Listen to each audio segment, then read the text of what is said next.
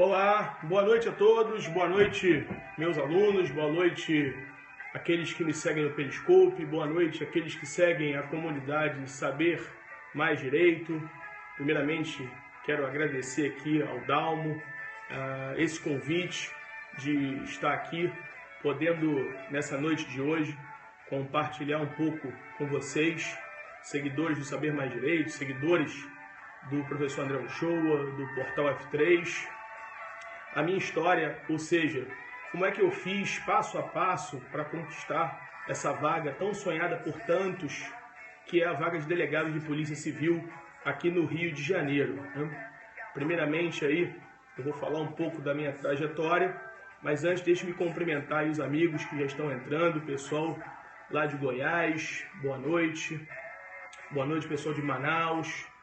Minha esposa aí entrou, Fernanda, está trabalhando hoje de plantão, a Polícia Civil, um beijo, amor, te amo.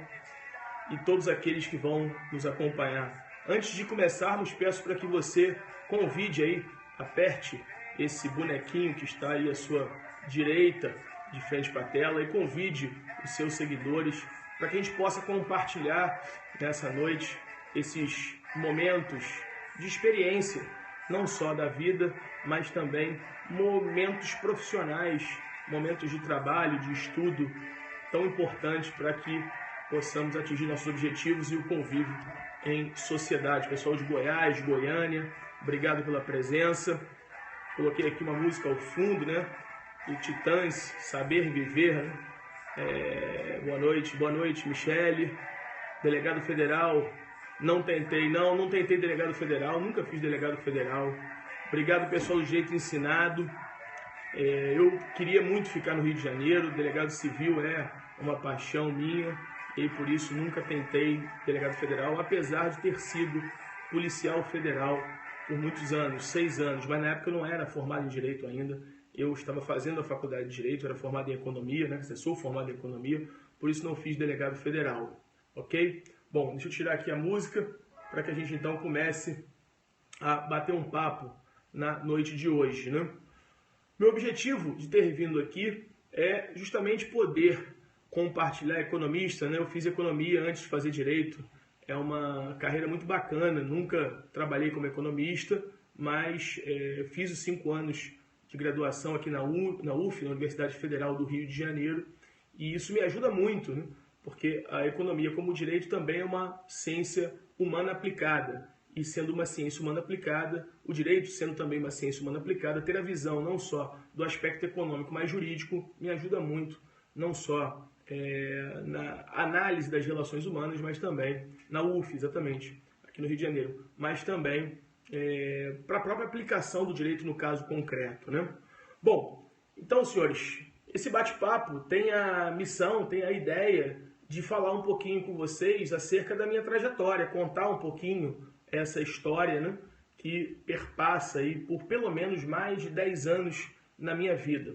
Essa vida tão complexa, essa vida cheia de obstáculos que nos são apresentados diuturnamente e que nós temos de fazer uma ginástica grande para superá-los. Muitas vezes tomamos pancada, muitas vezes desanimamos, muitas vezes pensamos em desistir, muitas vezes dizemos que nada disso vale a pena, que o concurso público é carta marcada, que só passa quem conhece alguém. Então, de plano, eu diria a você, eu não conheço ninguém, na minha família ninguém é concursado, eu fiz vários concursos e passei na maioria dos que fiz. Obviamente fui reprovado também em alguns, mas passei sem conhecer ninguém. Então isso é uma lenda urbana que não se conjuga com a realidade, né? Então se você pensa em desistir, ou pensou, ou passou pela sua cabeça em desistir porque só passa em concurso aquele que tem algum tipo de apadrinhamento, isso aí é uma falácia, isso é uma lenda urbana, isso aí é alguém que quer te desestimular e por isso não tem, obviamente, o despojamento, não tem a coragem, não tem o engajamento que você precisa ter para passar e por isso não consegue trabalhar bem com esse seu projeto. E por isso fica tentando te dissuadir a todo tempo, a fazer com que você desista daquela ideia, porque aquele camarada não tem a sua pegada, não tem a sua força de vontade, não tem a sua determinação. Logo, isso não existe. Eu passei em alguns concursos e nunca conheci ninguém que pudesse me ajudar. Ou seja, o mérito da sua aprovação é sempre seu. Bom, então eu comecei a minha trajetória fazendo prova, como eu falei, eu sou economista, eu fiz economia inicialmente. Depois de fazer economia na Universidade Federal do Rio de Janeiro, na Universidade Federal Fluminense, da UF, eu fiz o curso de Direito. Então eu fiz economia, depois fiz Direito. E durante a faculdade de economia, eu tinha a ideia de fazer concurso. Eu trabalhava na iniciativa privada, eu trabalhava como representante de vendas da indústria farmacêutica. Eu entrei aos 21 anos, num laboratório chamado Boehringer Ingelheim, um laboratório alemão, e eu trabalhava como propagandista. Acho que muitos conhecem, né? Aquele camarada que vai lá ao consultório médico demonstrar aqueles produtos e convencer o médico a prescrever um determinado medicamento em detrimento de outro. E lá eu trabalhei por muitos anos, trabalhei por 6 anos nesse laboratório. Bom, depois daí, eu, mesmo trabalhando na iniciativa privada, sempre tive a vontade, né? não a vontade, mas a ideologia fixa, a ideia fixa de ser aprovado num concurso público, considerando a necessidade, principalmente, da estabilidade. Eu sempre me preocupei muito com a estabilidade, ou seja, o planejamento das ações futuras, talvez pela minha relação com a economia, com a relação da maximização da função-utilidade dos bens, e aí por isso eu talvez tenha me enveredado por esse caminho. Representante da indústria farmacêutica, isso, exatamente. Né? Muito bem. Deixa eu bloquear aqui, né? Ou seja, o camarada aqui já fazendo comentários, camarada essa hora da madrugada fazendo comentários não desonrosos, né, mas que não acrescentam em nada, perguntando se é contrabandista ou não, né?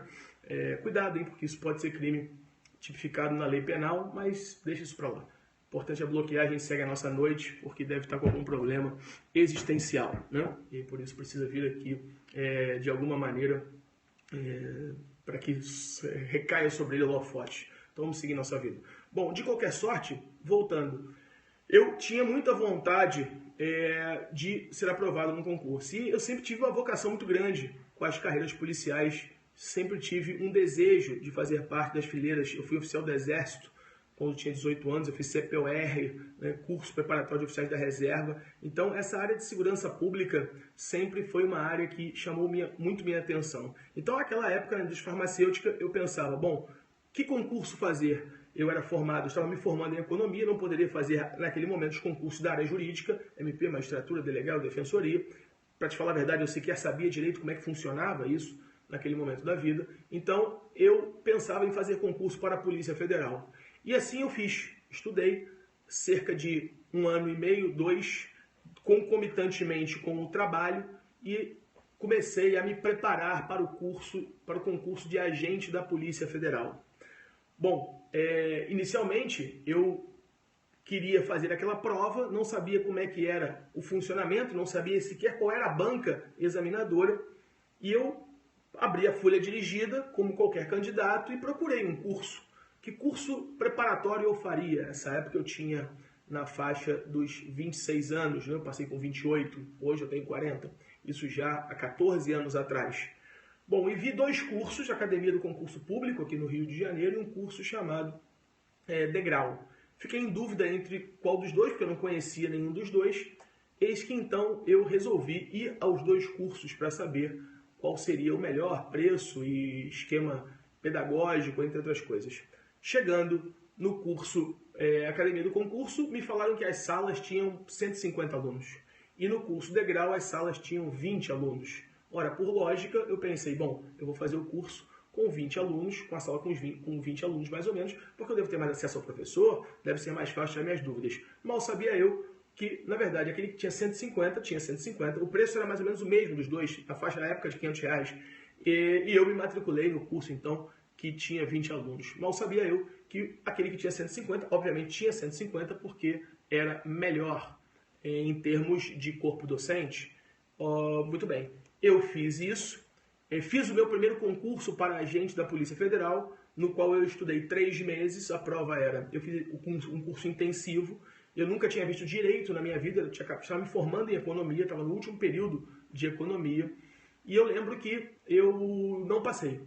A nota de corte foi 69 pontos, e a minha pontuação foi 66 pontos. Né? Eu bati muito próximo de ser aprovado no primeiro concurso, estudei 3 meses, mas ainda assim eu fui reprovado. Aquela reprovação mexeu bastante comigo, e então, assim que me formei em economia, eu falei, bom, isso não vai ficar assim.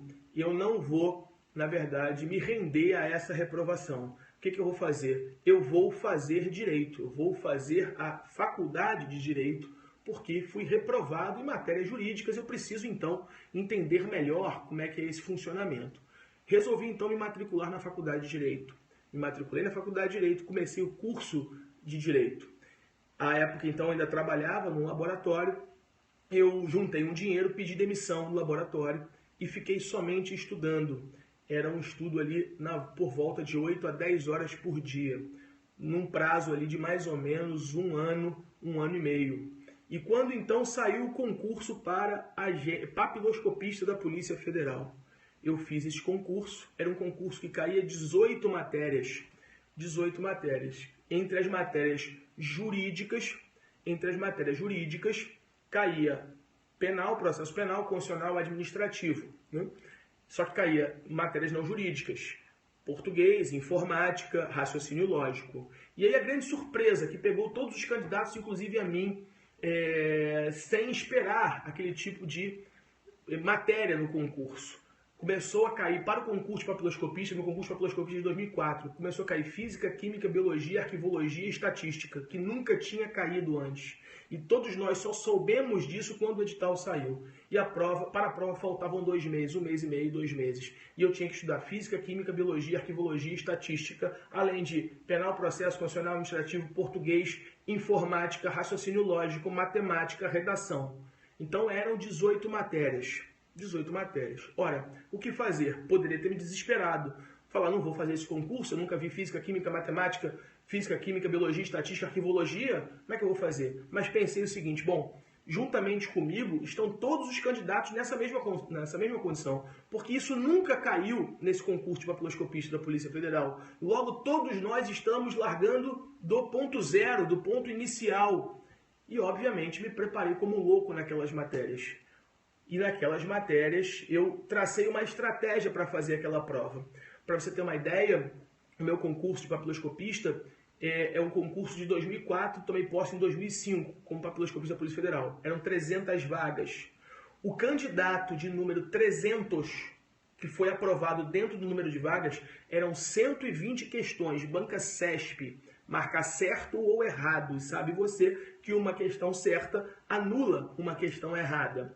Então, o candidato que passou na 30ª, na posição de número 300, ele fez que nota? Qual foi a nota dele?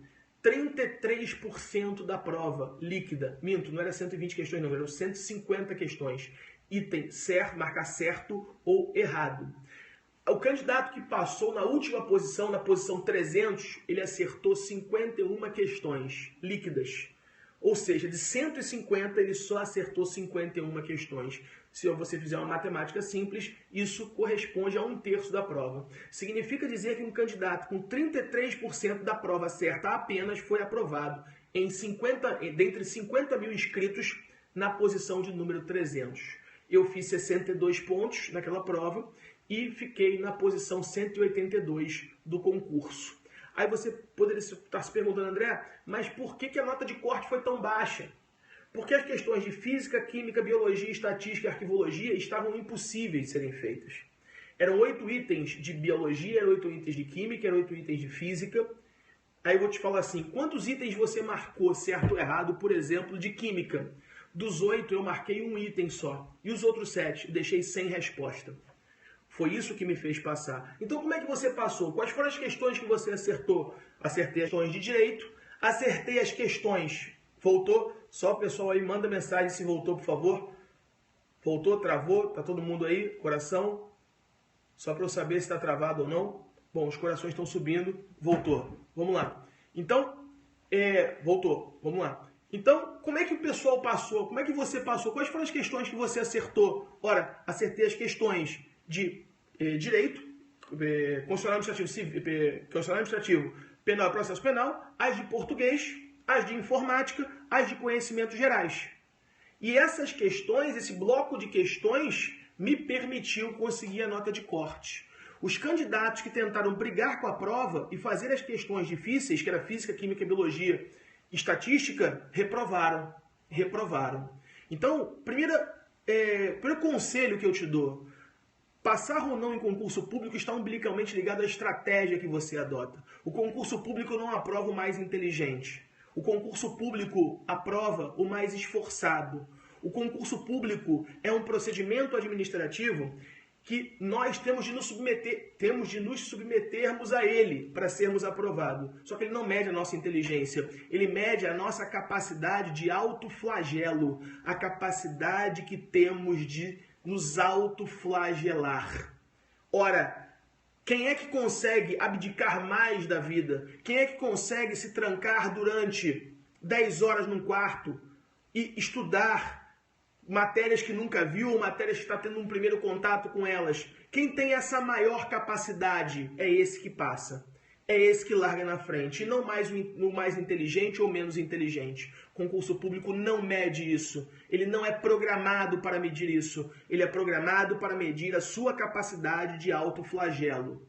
E aí, naquele momento, eu resolvi pagar aquele preço e me autoflagelar para que eu conseguisse aquela aprovação. Trabalhar e estudar é difícil. Eu trabalhei e estudei, eu sei como é que é isso. Eu levava os materiais do estudo para o meu trabalho e lá eu estudava no ônibus, eu estudava no meio da rua, eu estudava em fila do banco, eu estudava em todos os lugares possíveis e imagináveis. E isso é, na verdade, uma estratégia muito válida que muitos delas se utilizam para a sua aprovação. Então, naquele momento, eu fui aprovado no concurso de papiloscopista da Polícia Federal. Foi o primeiro concurso. Minto, antes disso, eu tinha passado no concurso da Polícia Rodoviária Federal, que abriu 6 meses antes do concurso de papiloscopista da Polícia Federal. E aí, então, eu devorei a lei de trânsito, fiz o concurso de 2004 da Polícia Rodoviária, passei e fiquei reprovado no exame psicotécnico da Polícia Rodoviária Federal. Eu não estava trabalhando, eu precisava daquele trabalho, eu tinha alguma poupança que eu tinha juntado do meu trabalho, considerando que eu pedi demissão para ficar estudando, meu dinheiro estava acabando e eu precisava passar. Na época eu tinha 27 anos, não tinha filho ainda, hoje eu tenho uma filha maravilhosa, linda, o amor da minha vida, Maria Luísa, de 8 anos, mas na época eu não tinha. Então, eu precisava daquela aprovação. Eu passei no concurso da Polícia Rodoviária Federal. Foi um concurso de 2.200 vagas, de 2003 para 2004. Eu passei ali na rabeira, passei em 1.600 e alguma coisa, mas passei dentro do número de vagas. Meu nome é André Uchoa, eu sou professor de Direito Administrativo do curso Portal F3, sou delegado de Polícia Civil do Estado do Rio de Janeiro, ok? Dou aula de Direito Administrativo e de Medicina Legal, tá certo? Bom, voltando, Claudinha Barros, querida, boa noite, coordenadora do Portal F3, promotora de justiça, uma grande amiga, uma professora sensacional de penal e penal especial, né? Então, tenho um grande carinho, obrigado pelo prestígio. Estou aqui contando um pouco da minha história no concurso público e sei que você conhece essa história e me ajudou muito, principalmente na dificuldade que eu passei no concurso de 2009, tá? Obrigado. Bom, vamos voltar.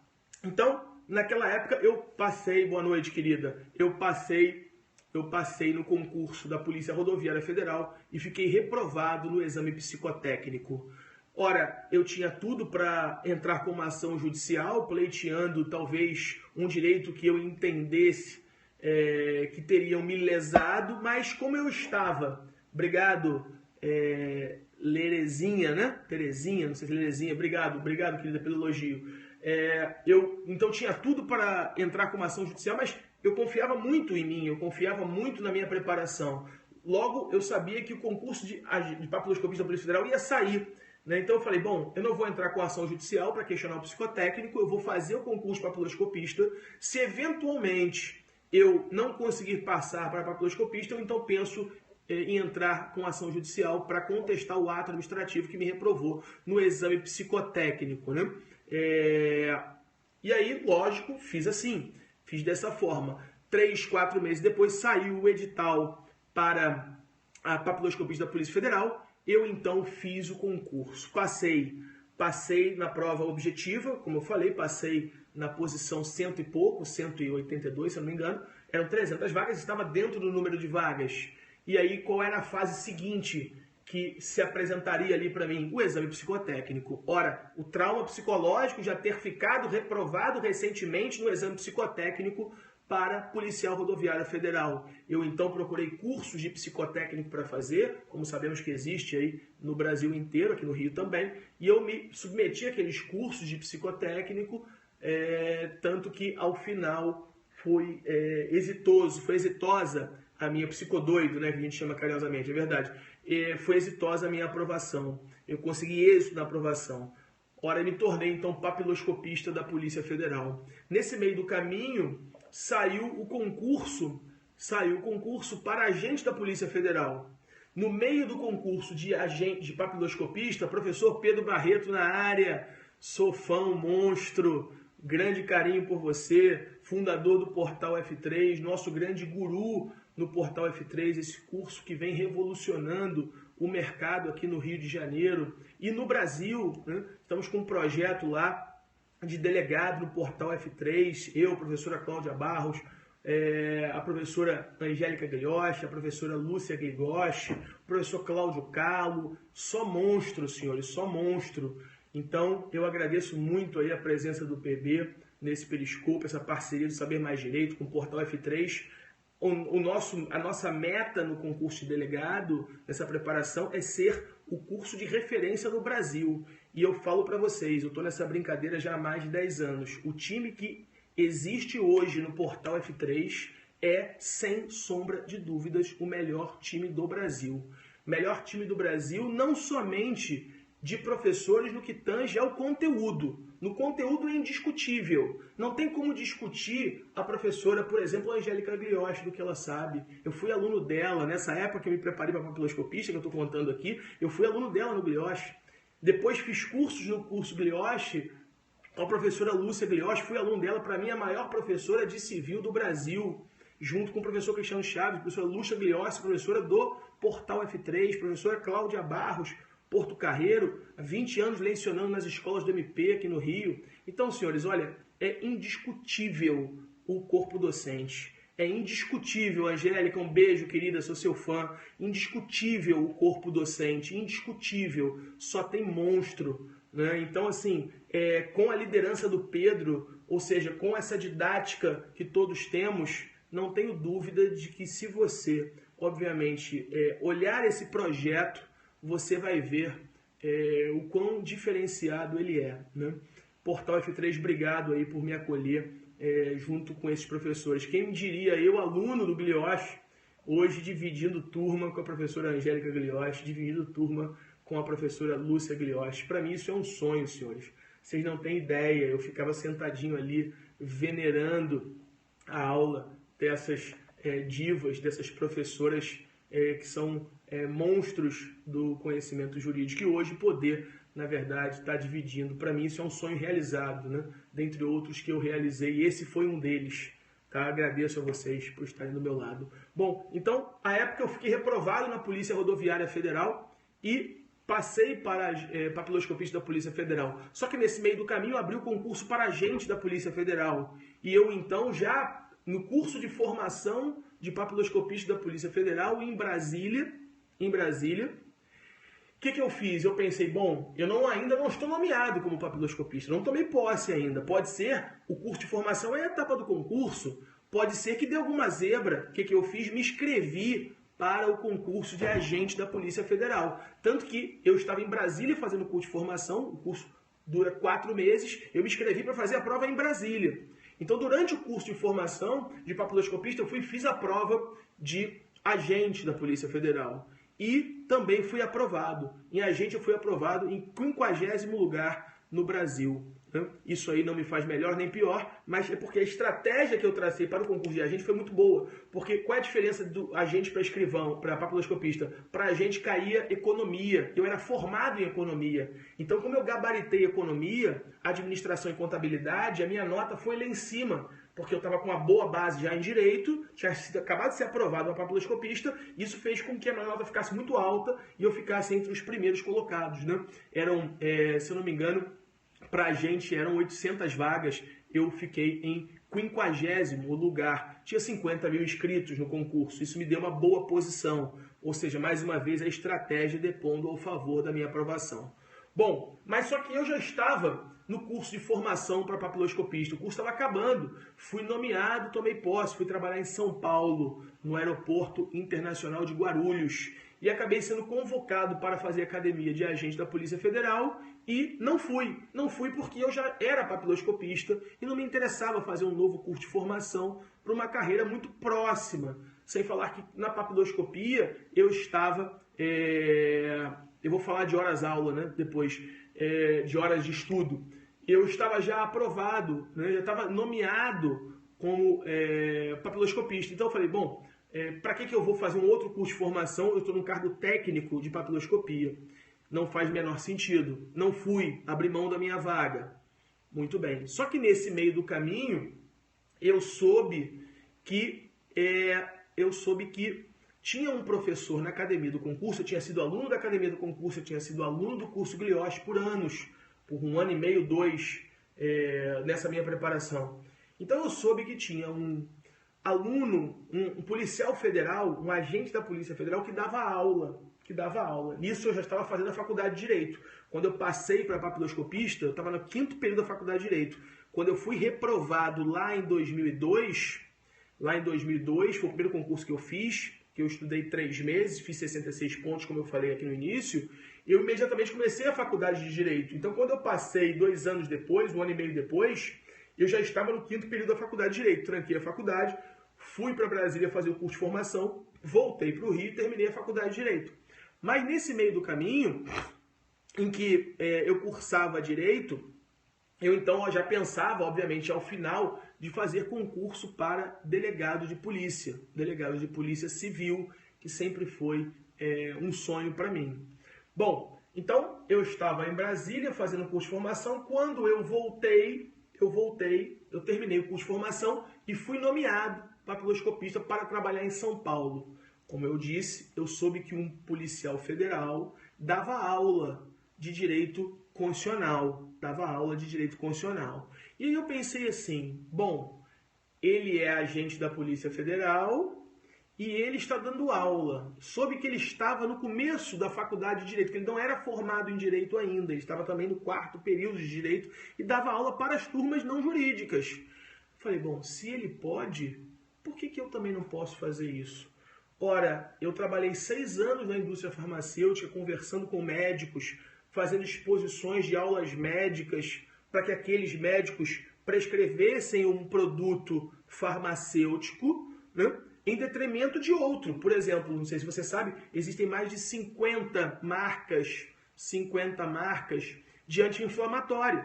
Por que um médico prescreve a marca X e não prescreve a marca Y? Porque vai um propagandista lá e o explica acerca do mecanismo de ação do medicamento, o convence que aquele mecanismo de ação do medicamento no organismo tem uma melhor ação do que um outro. E eu precisava, então, explicar isso para o médico, né? Ora, e não era formado em medicina. Então eu pensei, eu estou me formando em Direito, por que eu não posso explicar para os alunos aquele conhecimento que eu adquiri ao longo da minha preparação?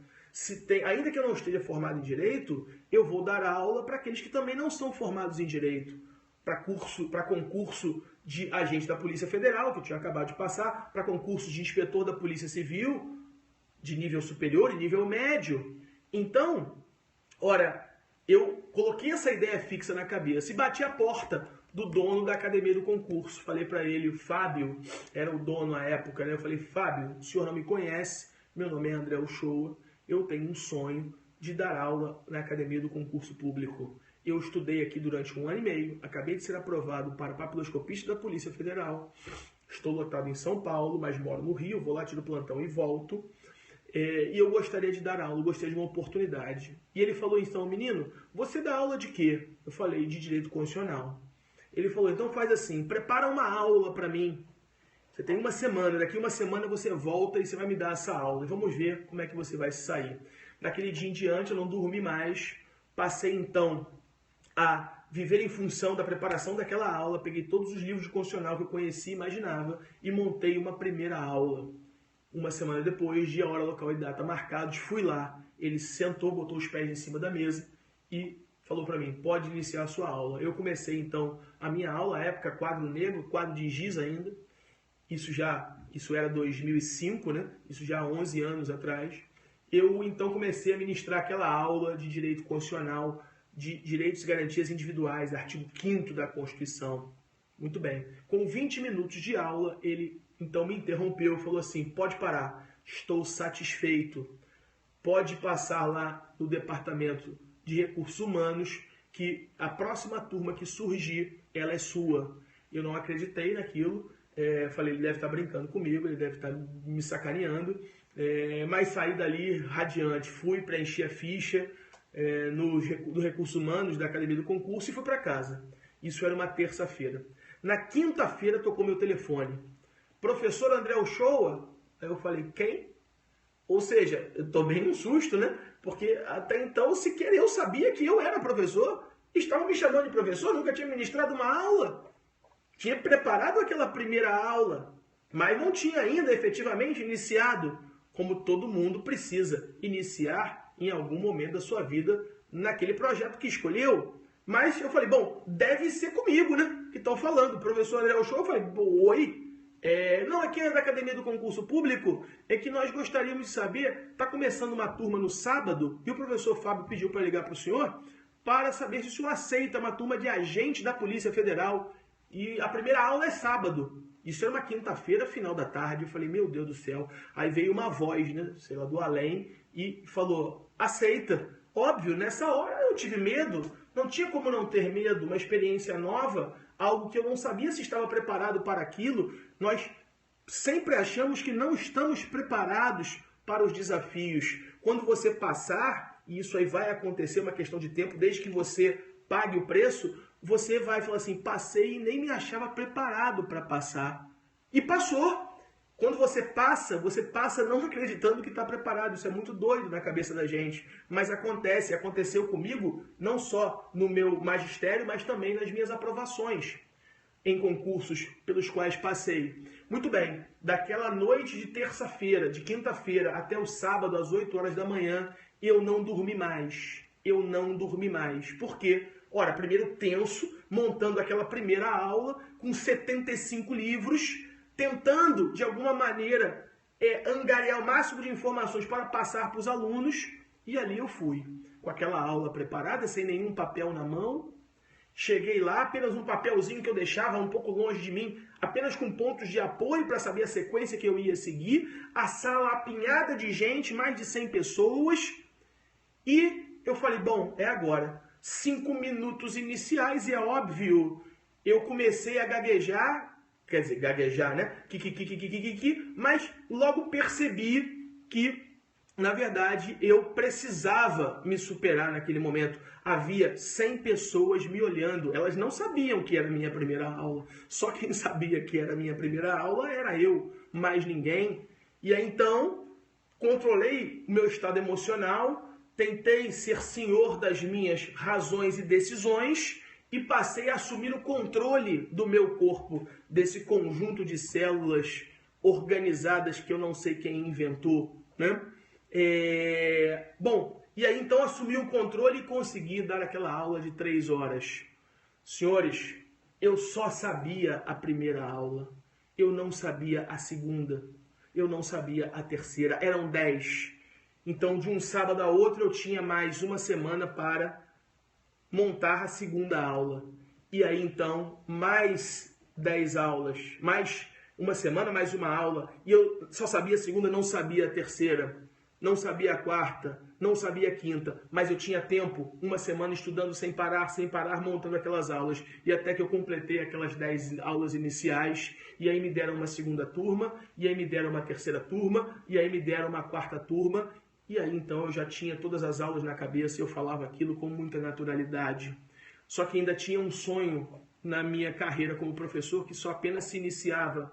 Eu tinha um sonho de dar aula no curso do Lioche. A professora Angélica Glioche, filha do professor Glioche, tão saudoso, essa pessoa maravilhosa, um ser humano ímpar na face da Terra, né? Então eu tinha esse sonho porque tinha sido aluno daquele curso, praticamente morava naquele curso e queria muito ser professor daquele curso. Eu já era professor da Academia do Concurso, isso com 6 meses então, o que eu fiz? Bati a porta do curso Glioche e falei, professor Glioche, meu nome é André Uchoa, o senhor não me conhece, eu sou papiloscopista da Polícia Federal, eu dou aula no curso Academia do Concurso Público e eu gostaria de uma oportunidade para dar aula no seu curso, porque aqui estudei e tenho esse sonho. Aí ele falou assim, garoto, você dá aula de quê? Eu falei, dou aula de Direito Constitucional. Ele falou, de Direito Constitucional, o meu quadro de professores está cheio. Mas eu estou montando uma turma para inspetor da Polícia Civil de exercício e eu não tenho professor de administrativo. Você aceita pegar essa turma? Mais uma vez, uma voz veio do além e falou assim, vai. Eu não dava aula administrativa, eu dava aula de constitucional. Vai. Então, eu comecei ali a dar aula de administrativo. Lembro como se fosse hoje, montei aquela primeira aula de exercício, agora já mais fácil, com uma experiência não grande, de 6 meses, mas já tinha alguma experiência. Isso no ano de 2005. Eu lembro então que... Obrigado, fera demais administrativo. Obrigado, Juquinha Matos. E então eu comecei a dar aula de administrativo, lembro como se fosse hoje uma aula de exercício, entra na minha primeira aula de administrativo no curso Glioche, a sala também lotada de pessoas, de gente, entra e senta na última cadeira da sala o professor Roberto Blanco. Puta que pariu, nessa hora eu quase me caguei todo, eu falei, caralho, eu tinha sido aluno do Glioche há 2 anos, eu era um grande apaixonado pelo professor Roberto Blanco, com a sua didática, com a sua experiência, um monstro na medicina legal, no direito penal. Eu falei, meu Deus do céu, ele sentou ali, agora fudeu. Ele está me avaliando. E eu comecei a gaguejar quando ele entrou, mas também recompus a minha estrutura psicológica e aí levei a aula até o final. Quando eu saí dali, eu fui então para a sala dos professores. O professor Roberto Blanco não me conhecia. Hoje, para mim, ele é um ícone. Para mim, para muitos, né? Mas eu tenho um carinho especial por ele. Acho que tenho por ele um sentimento de inspiração, um modelo a ser seguido dentro da docência. E eu acho que psicologicamente eu o elegi como meu pai, né? Nos estudos e na vida acadêmica. Então, eu encontrei, ele não me conhecia naquela época. Hoje somos amigos, grandes amigos, e tenho um amor infindável por ele. Ele sabe disso, não é novidade para ele, já falei isso 10 mil vezes para ele.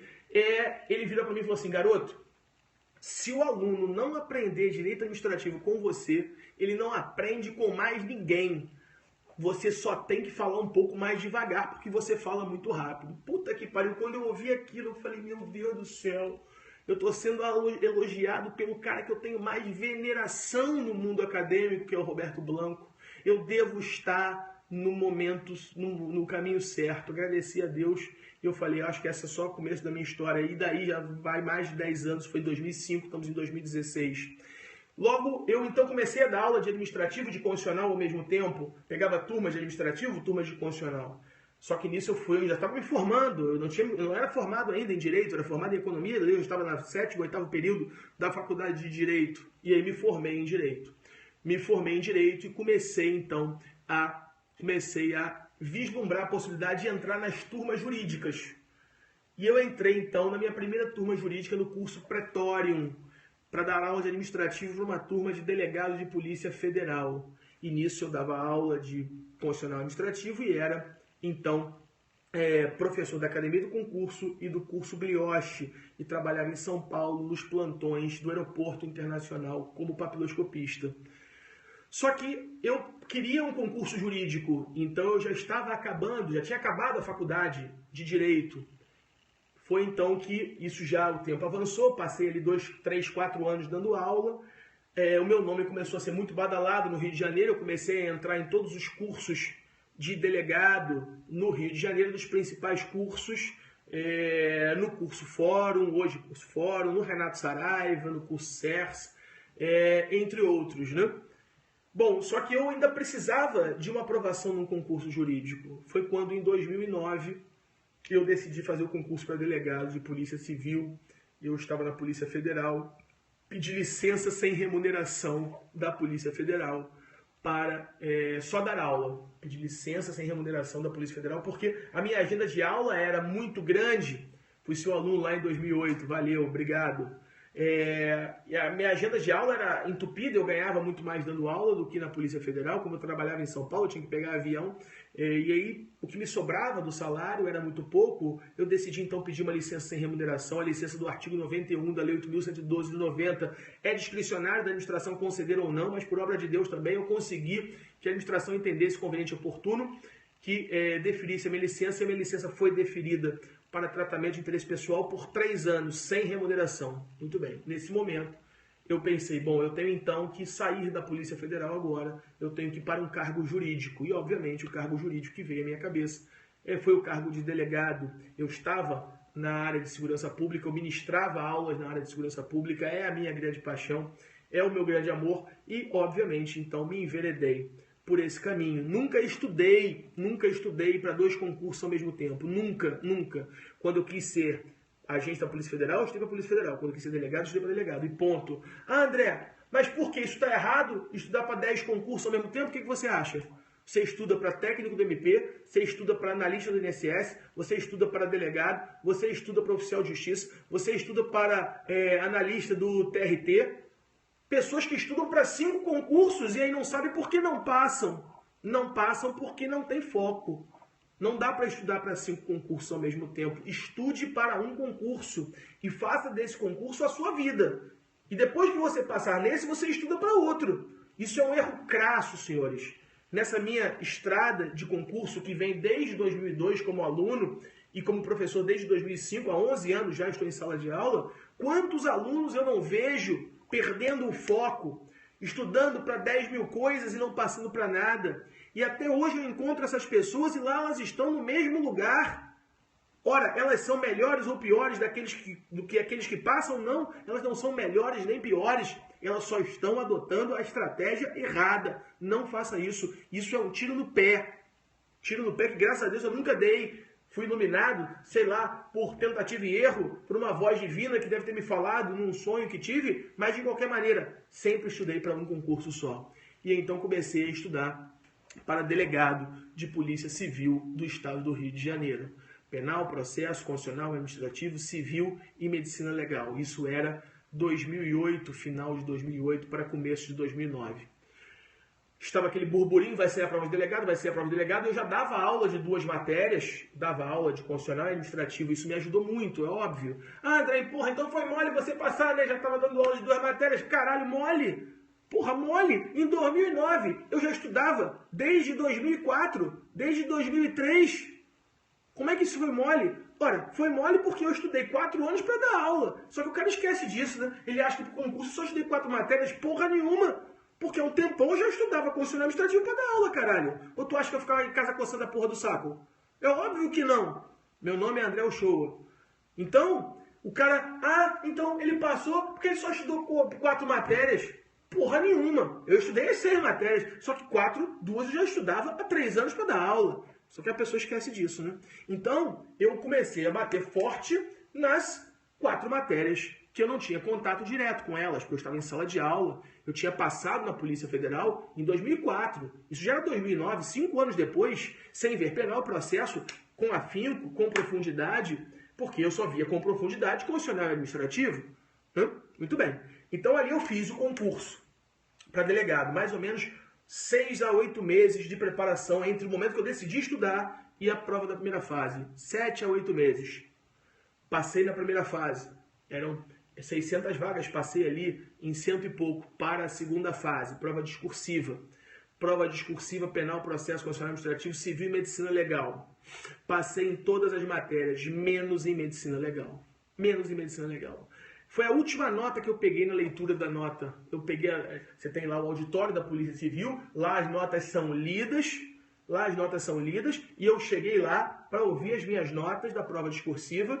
E as 5 primeiras notas, penal, processo, constitucional, administrativo, civil e civil, eu passei. Na última nota, de medicina legal, a banca veio e me deu 3,5. Falei, puta que pariu, caralho. Fiquei reprovado. Meu Deus do céu, onde é que será que eu errei? Eu já sabia que eu tinha tido um problema em medicina legal. Escuta esse problema. Escuta esse problema. Escuta. O Blanco sempre batia muito nas aulas no Glioche. Eu fiz todos os módulos dele, eu dormia ouvindo as aulas dele, eu ouvia as aulas dele em todos os lugares do mundo e você pudesse imaginar que a tese do professor Higino, de livre docência na UFRJ, era aborto em mulher viva. Como se comprovar por uma perícia médico-legal que uma mulher viva tinha, desculpa, que uma mulher morta tinha feito aborto. Que uma mulher morta tinha feito aborto. E essa tese do professor Higino, ele traz essa tese dizendo o seguinte: células trofoblásticas no parênquima pulmonar. Células trofoblásticas no parênquima pulmonar. Então, se você encontrasse essas células que são produzidas pela gestante, que caem na corrente sanguínea, ora, se a mulher está morta, o corpo pode estar putrefeito, pode estar numa fase elevada, já gasosa e efizematosa de putrefação, e aí então não teria mais condições de fazer o exame, por exemplo, do útero. Poderia nem ter útero mais, poderia já estar em elevado estado de putrefação. Como encontrar sinais de gravidez e que ela teria então feito ou não um aborto? E a tese do Higino é a presença de células trofoblásticas no parênquima pulmonar. Se for encontrado, é sinal que a mulher estava grávida. E eu fiquei muito com isso na minha cabeça.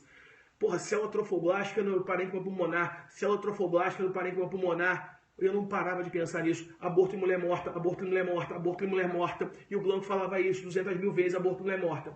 Primeira questão de medicina legal. Disserte sobre aborto em mulher viva. Porra, o que você acha que aconteceu?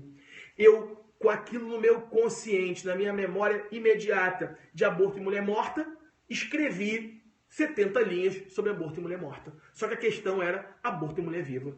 Questão até que era mais fácil. Porque você comprovar um aborto em mulher viva é mais fácil que você comprovar um aborto em mulher morta. Tem milhões de exames que podem ser feitos, lesões que podem ter ali na entrada do canal vaginal. Você tem ali os lóquios imediatos ou secundários, você tem o focinho de Tenca, você tem uma série de exames que podem ser feitos no aborto em mulher viva. Era muito mais fácil responder aborto em mulher viva do que aborto em mulher morta. Só que eu tinha me pegado tanto em aborto em mulher morta que eu não... Me deu um branco. Eu li aborto em mulher morta, era aborto em mulher viva. A questão valia 40 pontos, eu ganhei 10 só. Só ganhei 10 pontos. Então era uma prova que valia 100 pontos, em que eu estava com 30 pontos a menos disputando, porque a questão de 40 eu só peguei 10. E as outras questões valiam 30.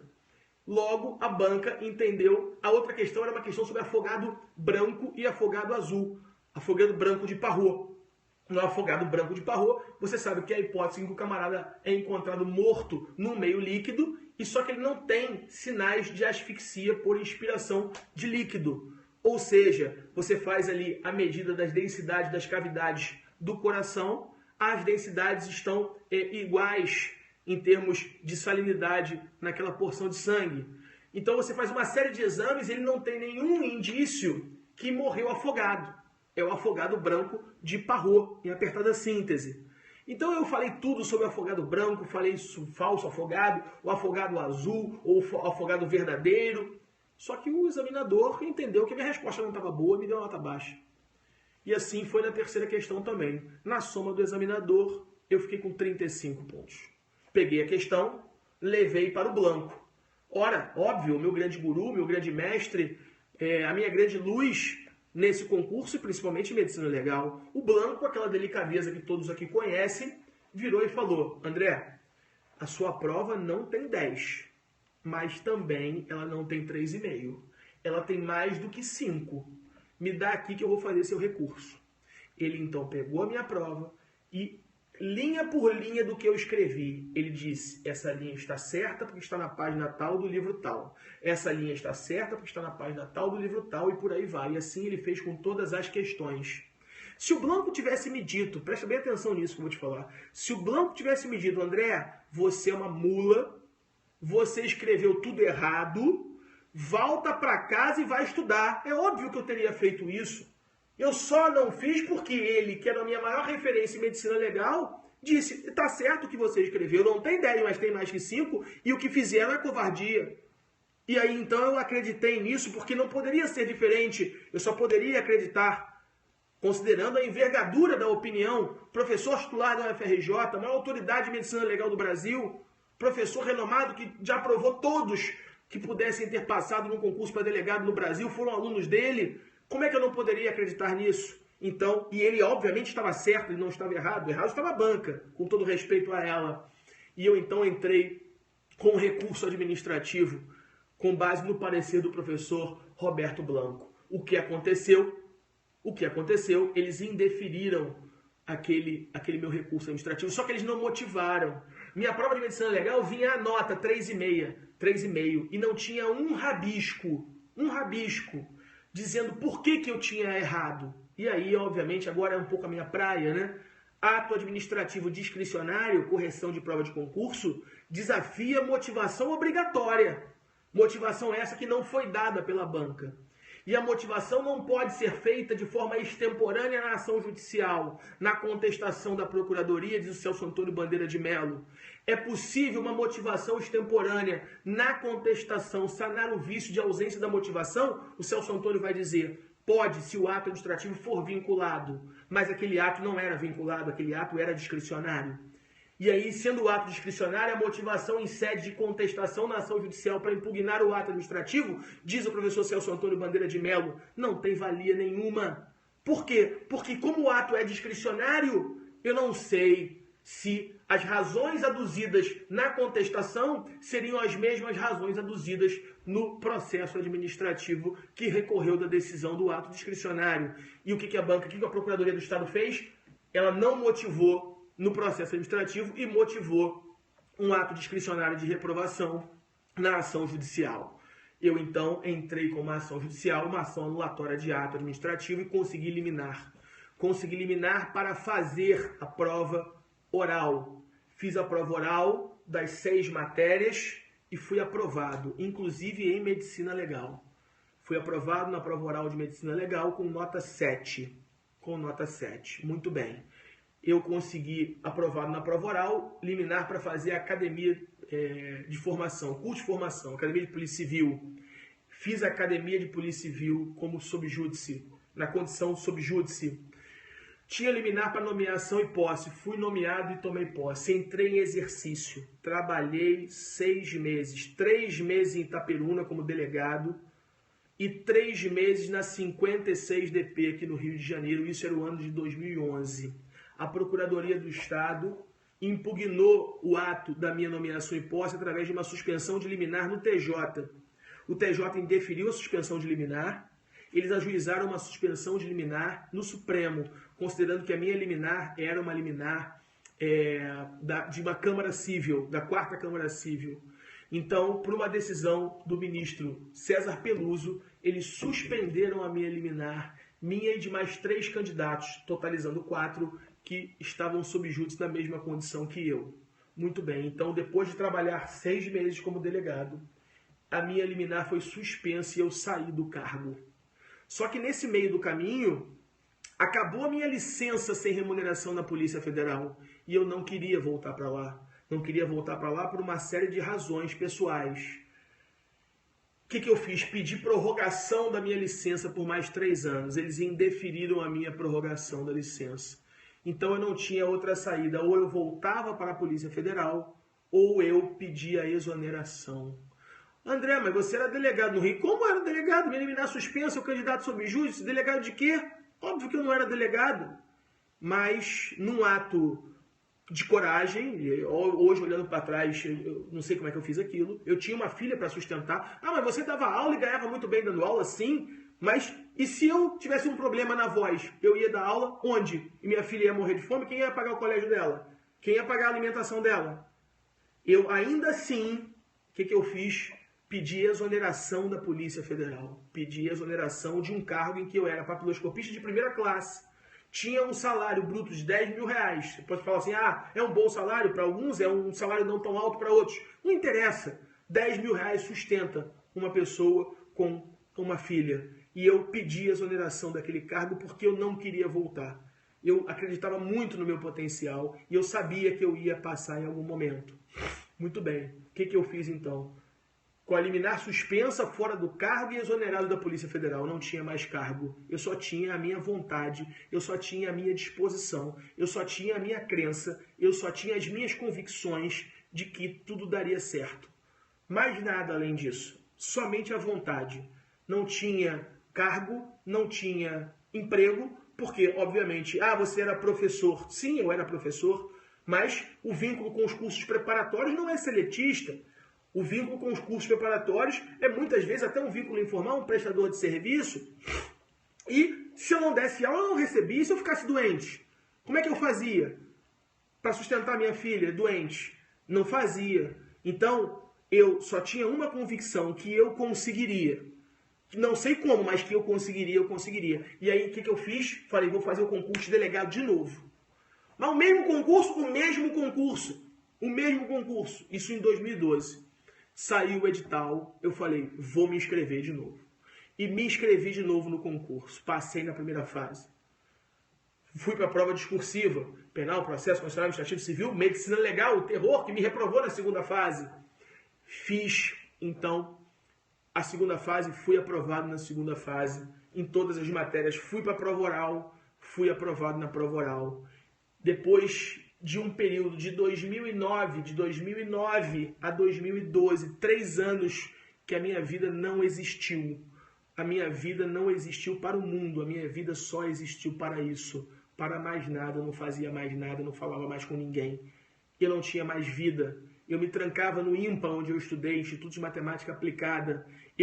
Na verdade, eu me trancava no IMPA. É isso, Angélica. As pessoas precisam acreditar em si. Elas não acreditam. Você tem que acreditar em você. Se você não acreditar em você, você não vai a lugar nenhum. Porque o mérito, quando você passar, é seu. A vitória é sua. A vitória não é mais de ninguém. O curso preparatório, os livros, os amigos, o namorado, a mãe, o pai, eles ajudam. Mas eles não são os responsáveis.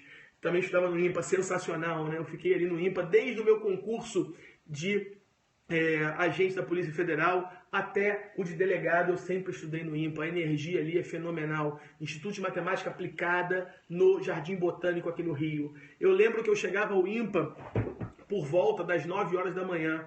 O IMPA abria às 8, eu chegava às 9 e saía do IMPA por volta de 11, fechava às 11, ficava de 9 às 11 no IMPA, todos os dias, de segunda a segunda. Eu só saía para dar aula, porque eu precisava comer e pagar a alimentação e o colégio da minha filha. Então eu fiz um cálculo, quantas aulas eu preciso dar para sobreviver? Eu preciso dar 2 aulas à noite, terça e quinta, por semana, tá? E uma aula de manhã, na quarta, então 3 aulas por semana. O resto era IMPA, de 9 da manhã às 11 da noite. Todos os dias, de segunda a segunda. E aí você pode perguntar assim, André, mas qual era o melhor lugar do mundo para que você estivesse? Qual era o lugar que te dava mais prazer, mais satisfação, mais felicidade? Você era feliz ali? Puta que pariu, desculpa a palavra. Como eu era feliz ali. Senhores, eu não queria estar em nenhum outro lugar. Eu não queria estar na praia. Eu não queria estar no cinema. Eu não queria estar em samba. Eu gosto muito de samba. Eu não queria estar jogando futebol. Eu gosto muito de jogar futebol. Eu não queria estar em lugar nenhum. Então eu não olhava para o tempo, falava assim, porra, que sol, que merda, né? Tô aqui estudando essa merda. Podia estar na praia jogando futebol. Isso não passava na minha cabeça. Isso não passava na minha cabeça, porque o melhor lugar do mundo para mim era ali no IMPA, e nenhum outro lugar me dava tanto prazer e satisfação em estar. Por quê? Porque eu sabia que eu precisava estar ali, eu tinha uma filha para sustentar. Sapo não pula porque gosta, sapo pula por necessidade. Eu não sei qual é a sua história, eu não lhe conheço, eu não conheço a maioria, mas seja lá qual for a sua história, por trás dela tem uma pessoa que depende da sua história. Nem que essa pessoa seja você mesmo. Você mesmo. Você mesmo. Então, não pense, que merda, tô aqui estudando, tá um sol do caralho lá fora. Foda-se. Foda-se que tá um sol lá fora do caralho. Você não quer passar, você não quer fazer prova para MP, para magistratura, você não quer ser promotor, defensor, juiz, delegado. Porra, o que você quiser ser. Saiba que só depende de você, não depende de mais ninguém. Ninguém. O estudo é uma viagem solitária. É você com você mesmo. Ninguém vai te ajudar a não ser você. Você é. E quando você conseguir, a vitória é sua. A vitória é sua, a vitória não é mais de ninguém. Nenhum curso preparatório passa ninguém em primeiro lugar, bote na sua cabeça. Ninguém. Não deixe nenhum curso fazer isso com você. Dizer assim, o primeiro colocado foi eu que fiz. Não foi. Não foi o curso preparatório que fez o primeiro colocado. Quem fez o primeiro colocado foi você. O primeiro ou o último. Quem fez foi você. A história é sua, a vitória é sua, a derrota é sua, o prazer é seu. Quem vai gozar e vai receber é você. Quem vai se frustrar ou não com a decisão é você e mais ninguém. Tome as rédeas da sua vida. Tome as rédeas do seu destino. Não permita que outros tomem a rédea da sua vida. Porque isso não é, na verdade, uma decisão sã. Isso é uma decisão desequilibrada. Ou seja, quando você deixa o outro tomar o timão da sua vida para dizer o que você tem de fazer, você não tem o controle sobre você mesmo. Você está precisando de um psiquiatra. Você está precisando de um psicólogo. Se você deixar que outros digam o que você tem de fazer. Então não permita isso. Não faça isso com você. Seja responsável. Tome as decisões.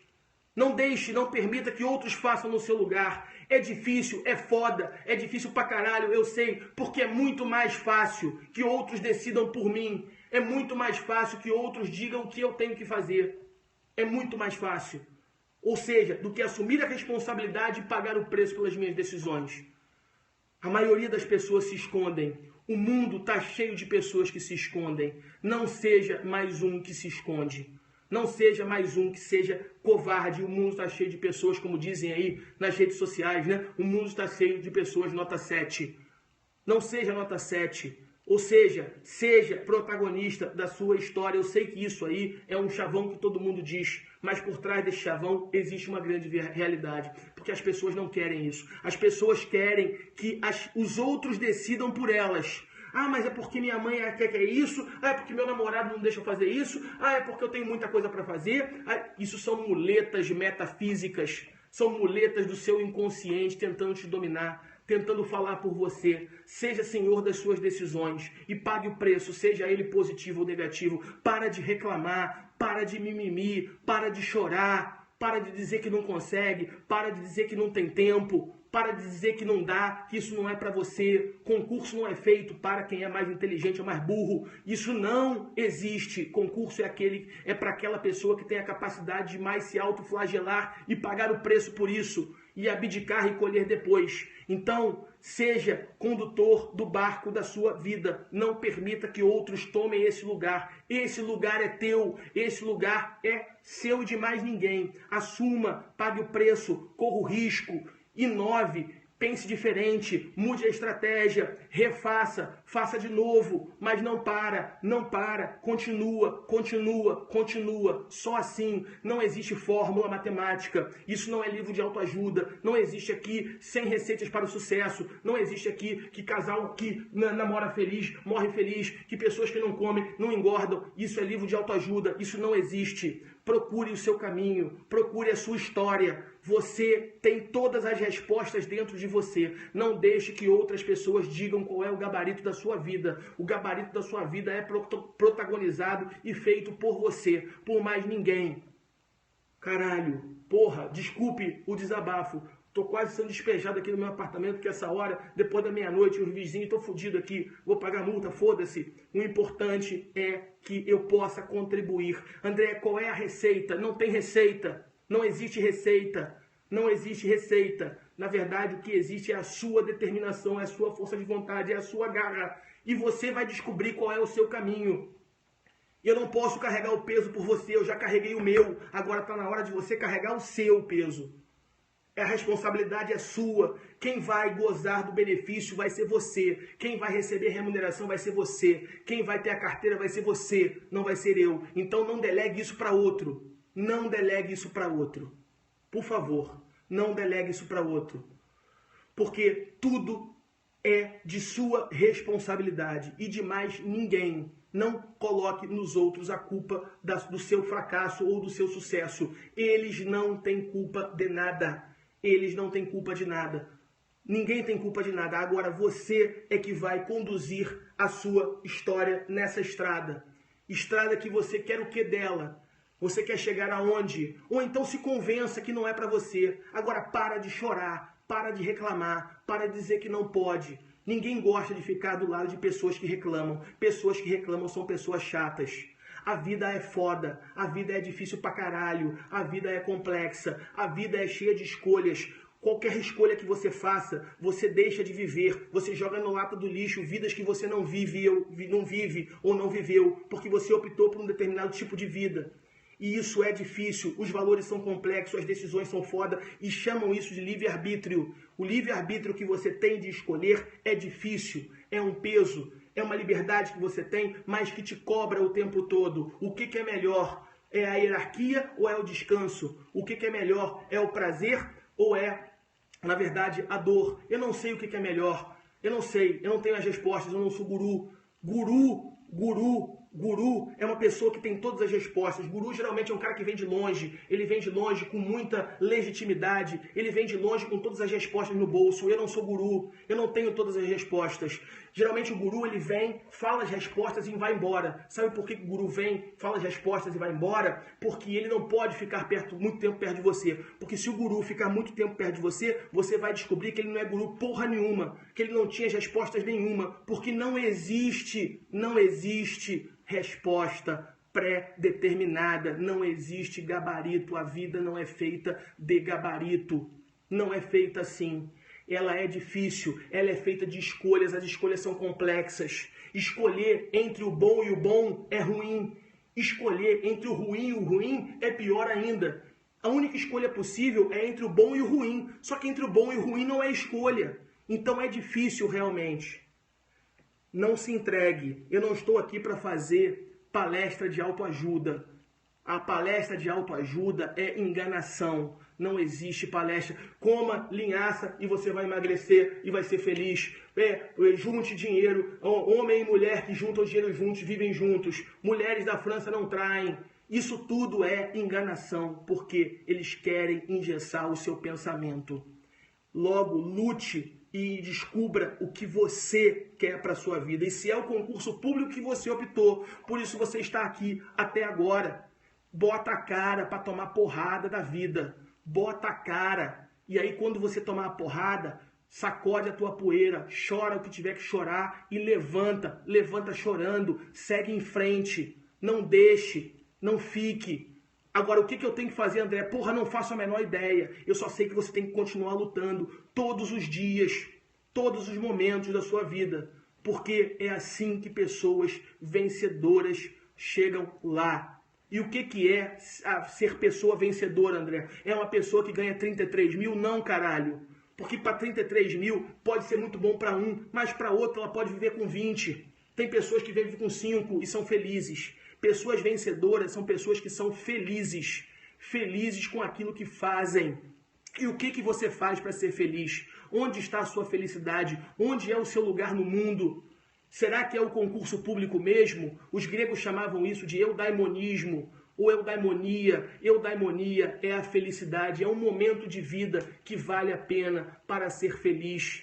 É esse momento. Então, quando você estiver numa biblioteca estudando, seja feliz ali, ou então abandona o projeto, ou então vai buscar um lugar de felicidade no mundo. Mendigos não morram de fome. Você vai ter o que comer se virar mendigo. Então, não busque, não esteja aqui, é porque ganha tanto. Pessoas enlouquecem no concurso assim. Tem milhões de oficiais de cartório, oficiais de justiça, que passam no concurso, não sabem nem por que passaram. E aí quando chegam lá, entram de licença pela psiquiatria, porque não queriam estar ali. Então se você tomou essa decisão, tome essa decisão conscientemente. Se é aquilo que você quer, se é aquilo que vai te trazer felicidade, se é aquilo que vai te levar para um grau de potência mais elevado do ser, então você busque isso. Se você vai sair de um grau X para um grau Y, só a sua potência de agir, se o seu elan vital, se seu tesão pela vida vai aumentar, você vai. Você vai. Agora, não vá porque você não sabe, tá todo mundo indo, eu vou fazer concurso. Tá todo mundo fazendo coach, eu vou fazer concurso também. Eu vou fazer coach. Eu fiz coach, eu tive mais de 100 coaches comigo. E 90% dos meus coaches acreditaram que a matrícula no coach que fizeram era a nomeação do cargo para eles, e não era, porque eu já levantei o meu peso, agora você tem que levantar o seu. Então o camarada vem fazer coach comigo, ele é meu coach, eu passo uma série de metas para ele estudar no mês. Aí no final do mês, na entrevista, ele vem, mas professor Uchoa, mas sabe o que é? É que eu trabalhei muito, meu filho ficou doente, na verdade meu chefe pediu para fazer um serão, na verdade eu tinha que ir na academia malhar, porque eu tô muito gordo, e o caralho, foda-se, foda-se. Eu não quero saber dos seus problemas. Não me interessa os seus problemas. Problemas não caem em prova. O problema não cai em prova, não vai ser cobrado o problema. Você tem que resolver o problema. Eu quero soluções. Tanto que a maioria dos coaches saíram, e graças a Deus que saíram, com todo respeito a eles, mas eles não estavam preparados para seguir em frente. Porque reclamar, todo mundo reclama. Fazer, se você quer ser aprovado, se esse é teu projeto, você tem que fazer o que ninguém faz. Fazer o que todo mundo faz, vai acontecer com você o que acontece com todo mundo. A reprovação. É esse o caminho. É caixão ou vela. É que nem traficante. É que nem vagabundo. Não que estudante seja vagabundo, não tem nada a ver com isso. Mas no jargão policial, ou é cadeia ou é vala. Se você não estudar, ou é cadeia ou é vala. E a cadeia é a sua reprovação. E a vala é a sua morte para a vida. É isso. Então, não seja mais um, faça a diferença, pague o preço, siga em frente, não deixe, tome as rédeas da sua vida, seja forte. Caralho, André, mas é foda ser forte. Porra, eu sei que é foda, é uma merda. E aí, então, o que você faz? Um dia você se tranca no quarto, chora pra caralho, mas chora só 30 minutos. Porque tem mais 23 horas e 30 minutos para você fazer acontecer e mudar a tua tristeza. Ninguém vai mudar a tua tristeza por você. Ninguém vai chorar a tua dor. É você que sente a felicidade, é você que sente a dor. O outro não sente nada. Ele pode até querer muito o seu bem, mas ele não sente o que você está sentindo. Bota isso na tua cabeça, por favor. Eu tinha tudo para desistir. Eu fui reprovado. Eu trabalhei, eu saí do cargo. E ainda assim, eu fiz o concurso de novo. E aqui eu estou, botando a cara. Eu podia estar dormindo, eu não estou ganhando porra nenhuma para estar aqui, mas eu tenho uma missão, que é poder te ajudar. O meu lugar na vida, eu gosto pra caralho do que eu faço como delegado, gosto muito, mas eu também tenho muita felicidade em poder ajudar, em poder passar essa experiência, porque eu sei que na nossa profissão, eu, o Pedro Barreto, a Angélica, todos nós que estamos imbuídos nisso aqui no Portal F3, ou seja, não saber mais direito, nós temos condições de te ajudar. Pelas nossas experiências, não que nós sejamos melhor do que vocês, nós não somos. A diferença entre nós e vocês é uma pequena diferença, que nós estudamos muito uma determinada matéria por muito tempo, e aí nós conseguimos falar sobre ela. Mas se você parar e sentar e estudar um ano de direito administrativo, você vai dar uma aula tão boa quanto a minha, se não der uma aula melhor. Vai dar uma aula tão boa quanto a do Pedro Barreto de tributário, se não der uma aula melhor. Porque você é capaz de fazer tudo o que você quiser. Então, mas ele é professor. Porra, ele pega a porra do código e ele fala tudo que está no código sem ter nem o código na mão. E aí, você acha que isso é milagre? Você acha que isso saiu da onde? Você acha que eu peguei um código e comecei a ler e depois saí falando 3 minutos depois? São 10 anos lendo aquela porra. São 10 anos lendo todo dia aquela porra. Se eu não soubesse falar 10 anos depois de 10 anos lendo aquilo, eu teria algum problema mental. Ora, o ser humano, a capacidade intelectiva, a capacidade de conhecimento, ela vem com a repetição, sequência e frequência, todo dia batendo, todo dia lendo, ouvindo, estudando, falando, repetindo, lendo, falando, ouvindo, repetindo, falando, todo dia, durante quanto tempo? O tempo necessário. Foram 10 anos fazendo isso, e é óbvio que quando eu chego na aula, eu vou falar sem a consulta do código, porque está tudo na minha cabeça. Mas aquilo ali não saiu do nada. Pense no seu filho, não sei se você tem filho. Ora, o maior sonho de um pai é que o filho fale pela primeira vez papai e mamãe. Quantas vezes para minha filha eu falei assim: filha, fala papai, uma palavra só, com 5 sílabas. Se filha, fala papai. Quantas vezes aquela menina me ouviu pedir para ela falar papai? E ela foi falar papai, na primeira vez que ela ouviu papai, ela falou papai? Óbvio que não. Depois de 9 meses, ouvindo uma palavra, papai, ela foi e falou papai, caralho, graças a Deus. Ela precisou ouvir 9 meses a palavra papai para repetir a palavra papai. Só que aí você quer chegar e você quer pegar um edital inteiro de concurso, você quer ouvir aquilo uma vez só e você quer sair repetindo. Você quer sair falando uma prova oral, você quer sair respondendo uma questão discursiva, você quer sair marcando 5 opções, letra A, B, C, D, E, você quer marcar a opção certa, ouvindo uma vez. É óbvio que não vai ser assim. Professor André Uchoa, quantas vezes você ouviu a aula de processo penal? do professor Marcos Paulo, do professor Renato Brasileiro? Quantas vezes você ouviu a aula de penal do professor Gabriel Habib? Quantas vezes você ouviu a aula de penal do professor Rogério Sanches? Sem medo de errar, sem medo de errar. Eu assisti às aulas de cada um desses professores mais de 10 vezes. Mais de 10 vezes cada aula. Eu assisti mais de 10 vezes. Porque se eu assistisse uma vez só, eu não conseguiria reproduzir aquele conhecimento. Eu não conseguiria reproduzir esse conhecimento. PB na área, ou seja, estaremos juntos, eu, PB, Cláudia Barros, delegado Tiago, professor o Pedro Medina, coach, estaremos em Brasília dando essa palestra um dia inteiro, dia 16 de abril, de 8 às 18. Você que é de Brasília está convocado, cada um de nós dando o nosso máximo, dando o nosso sangue para a tua aprovação. Para a tua aprovação e mais nada. Então, senhores, não pare, não desista, vamos em frente, tenha garra, não desista da vida, a vida vale a pena, a vida é foda, é pra caralho, a vida tem muito mais razões para te entristecer do que para te alegrar, é verdade, mas a alegria, quando ela vem, ela supera todos os dissabores da vida. É só você pensar, um orgasmo dura quanto tempo? Um orgasmo deve durar aí, se o camarada for um camarada orgasmático, ele deve durar 10 segundos. E uma enxaqueca dura quanto tempo? Deve durar uns 3 dias. Imagine orgasmo com prazo de enxaqueca, ia ser bom pra caralho, né? Mas a vida não é assim, amigo. A vida não é assim. A enxaqueca dura 3 dias, o orgasmo dura só 10 segundos, se muito, se o camarada for um orgasmático de carteirinha. Então, pare de chorar. Você tem motivos para chorar? Tem pra caralho. Agora, você tem muito mais motivos para mudar a sua vida. Não entregue as rédeas da sua vida na mão de ninguém. Eu tive todas as razões para desistir. Se eu tivesse desistido, hoje eu não seria delegado. Não seria delegado. Se a Angélica Gliotti, como já narrou a história dela aqui, tivesse desistido, ela não seria promotora de justiça há 20 anos. Se o professor Pedro Barreto tivesse desistido, ele não seria o maior empresário do ramo de concurso público do Brasil. E eu falo isso porque é isso que eu acho dele e ele sabe disso. Tem outros grandes empresários, não quero aqui citar nomes de nenhum deles, mas esses outros empresários, eles são ótimos, fazem um grande trabalho, mas o professor Pedro Barreto é tão bom quanto. Ele voa, ele é um camarada diferenciado na capacidade de mudar pessoas, na capacidade de influenciar positivamente nas decisões de pessoas, orientando, mostrando o caminho e colocando no teu coração o que é mais importante, o amor, a determinação e a garra, porque sem amor não existe vida.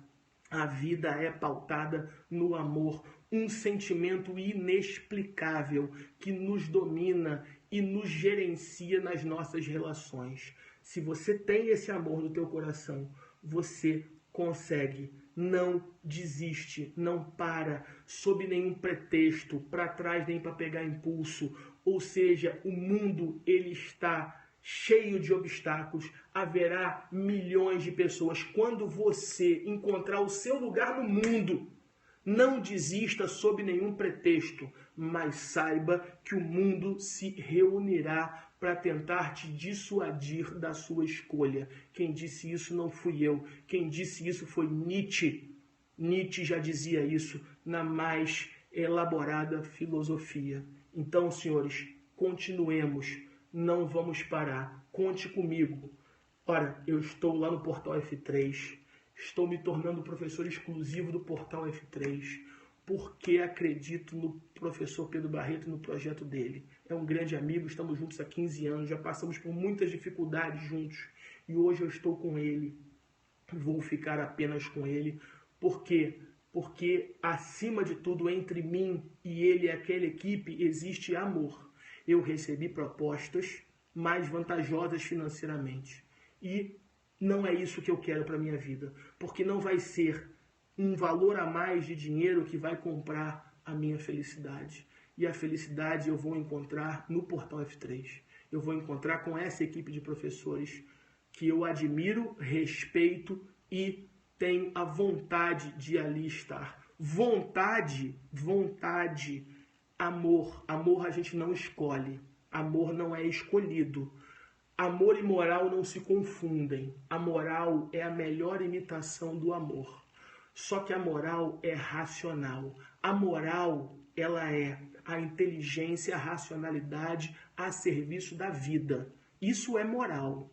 Amor não é moral. Onde o amor está, a moral não está. A moral, ela imita o amor quando o amor acaba. Então, quando eu falo assim, André, você é tão generoso com a sua filha, toda vez que você viaja, você traz presente para ela. Alto lá, generoso não. Porque generosidade é um conceito moral.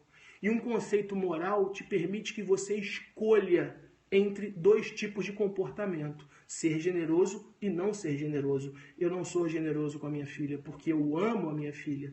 E quando eu amo, onde está o amor, não está a moral. Eu não escolho comprar um presente para ela. Então, quando você ama, você não escolhe. Não tem escolha, você faz. E se eu estou ali no portal, é porque eu amo estar ali naquele momento, porque é um instante de vida que vale a pena. E por isso eu fico ali. Não é um conceito moral, porque onde a moral está, o amor não está. Vê se você percebe, ok? E com isso eu termino a minha fala agradecendo a compreensão de mais de 100 alunos, candidatos, seguidores do Saber Mais Direito, que ficaram aqui até o avançar da hora, para que a gente pudesse fazer essa reflexão acerca do que é a vida, ou seja, do que a vida que vale a pena ser vivida. A vida que vale a pena ser vivida é essa vida, é a vida com amor, é a vida em que você não escolhe, você sente, apenas sente e mais nada, ok? Agradeço muito.